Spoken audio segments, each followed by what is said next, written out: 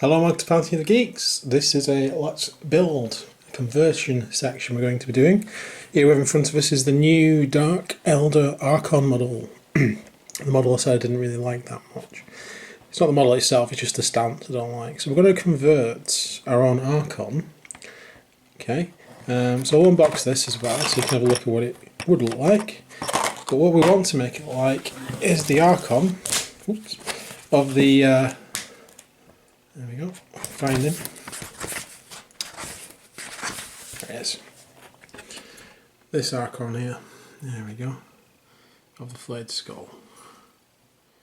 That's obviously a drawing of him. There is a picture of him right there in the Dark Eldar painting guide,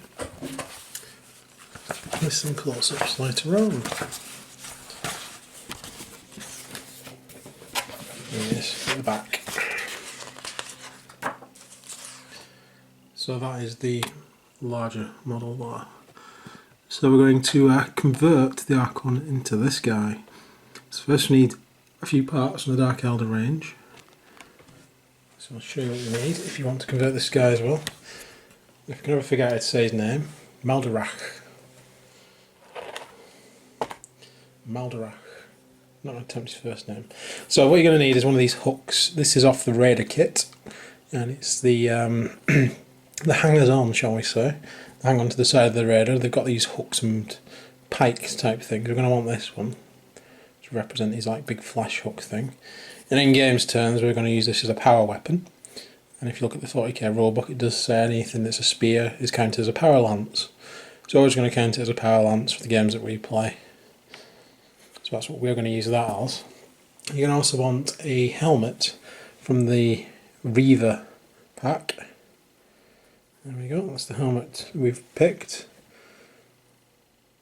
So he's got this clear visor type thing, so you can't see his face, because this guy used to be one of the bike riders.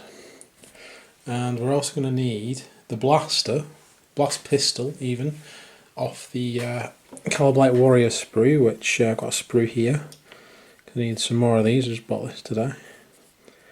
And you may be able to find all these bits in your bits box, but we found a lack of these blast pistols and banner poles that I was going to need because I've already used them. I also wanted to make a big unit of trueborn anyway, so it's kind of worked well.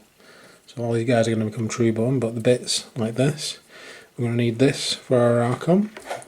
And we're also going to need, as I said before, the banner pole, which is on this other sprue,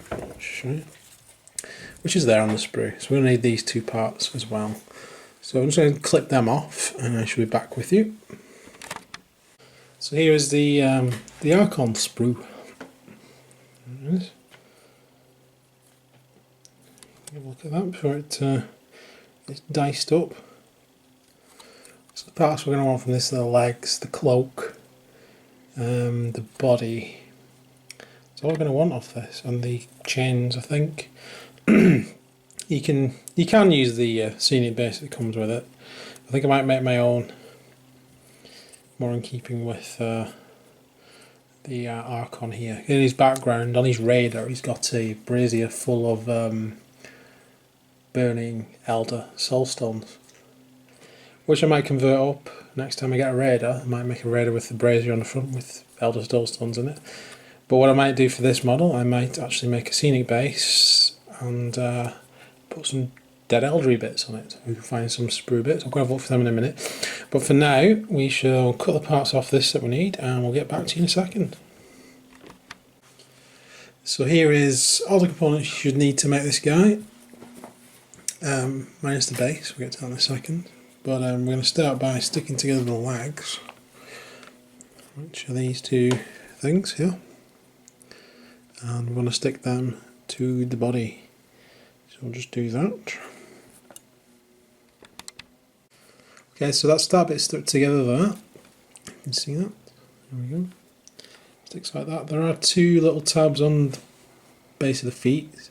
They go into the scenic base you get with it. I've actually cut them off because you might want to do the same depending on what kind of base you put them on. If you put them on a completely flat base or just onto a bit of green stuff or something, then you could leave them on and it'll make them stand upright. But if you put them onto kind of scenic base, you may want to cut them off depending on the base that you put them on. So I'm just going to let that set, and I shall sort the base out. I'll be back with you in a second when I've done that. So we've attached them to the base. As you can see, I've just used a few Eldar parts I had on a sprue. I think it was a avengers sprue left over, just like a spear and a banner. I've chopped the banner up to make it look a bit ragged. Might paint some burnt bits on that, I don't know, so we shall see. That's basically it. So he's gone on the base alright. So now we need to move on to the next stage, which is the cloak. And 2 sections of the cloak, now adding the cloak onto him. But always make sure you let these things dry first. Make sure they've got the plastic glue set before moving on. Otherwise things might just fall apart in your hands, as that's several times with myself. So I'll just leave that there for a second, and I shall be back with you once these 2 parts here of the cloak have been stuck together. Okay, so the cloak's now stuck together, you can see it there. Where that stitch line is on the cloak is actually where the join is. I like this feature actually, this was on the human colours as well. Where the join was on the back of his cloak, there was like a stitch line, so the seam where the 2 meet actually doesn't look unnatural. You can see that on the inside as well. So all these patterns of stitched together flesh actually hide the join, which is really cool. And the little stitches go over the join, which is really cool. I like this design feature a lot, as it hides the lines. And then you don't have to do that yourself. That's probably my favourite Nagash. He's got a few bad lines on him. I've done my best to hide them, but we shall see. Okay, so the next thing, once you've got the cloak, is stick this bit to this bit. So we shall do that now. So here we are, we've got the cloak bit on. Always remember when you're posing a model like this, if you do a scenic base of your own, always make sure the bit's fitting. As you see, if I put it to the cloak, just touches the banner pole there, giving it a bit of extra stability for standing up on. It's going to make it a bit more difficult to paint, but I'm not really worried about that too much. I'm looking forward to painting this guy. So the next thing is, that's all the Archon parts apart from this little bit here. I'll get back to that in a second. We've got the arms to do, and the head, and the banner pole. So I'm going to do the banner pole, I'm going to do this bit last. So I'm going to stick the arms on next, so they're in position. And then I'll probably do the head, this, and then the banner pole last. So I'll put the arms on now and I'll show you what they look like. So here we are with the arms on. Top tip, you might want to put the arms on before you stick them on the base. I had to take them off because I had to cut down this spear where it joins there because it was far too long. I had to cut it off a few times to keep measuring it, and the guy fell off his base in the middle in the meantime. So I would do that first before you actually come off his base again. Now I've had to re-glue him on. But do the arms before you stick him on the base. That's my advice on this, as I've learned from my own mistake. But there we go, we've got the arms on now, we've got the pike hook there, and we've got the blaster there. The blaster bent slight down so it doesn't collide with the the skull on his shoulder, and then you can get in and paint it and you can still see the skull and everything. So that's that stage done. So the next bit is to add on the chains and the helm. So I've also going to have to leave this guy to dry for a minute as well, so we're back with you in a second when they're stuck on and when he's dried to the base for a second time. As I said, making a conversion is always a bit of fun. This is quite an easy one to make, really, because there's no real cutting involved and worrying about stuff.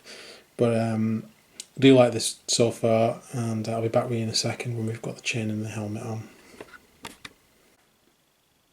So here we are, we've got the head and the chains on.